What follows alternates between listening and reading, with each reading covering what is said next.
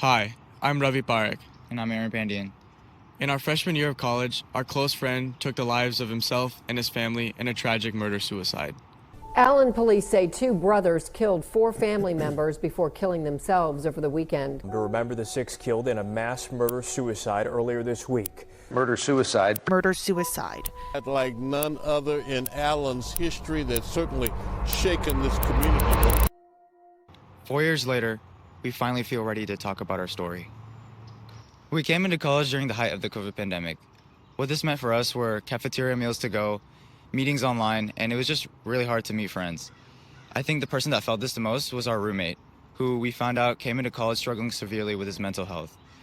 Over the course of the semester, things like talks of suicide, manic episodes, and violent outbursts got progressively worse. We did everything we could to support him, and at 18 years old, this was really challenging. The most appropriate word for this situation was that we felt paralyzed. And this feeling of paralysis was at its worst when he confided in us that he had thoughts of taking his own life, the lives of his family members, and even our lives. The most natural thing in this situation for us was to call his parents, and they came that same day. They took him home, he withdrew from university, and we were optimistic about his improvement.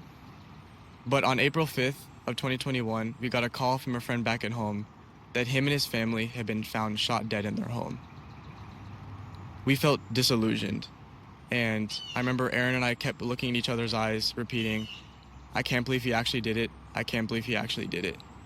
That same week, we attended his funeral, and we got an opportunity to look at his journal where we learned that he had actually been planning this event in the months preceding his passing.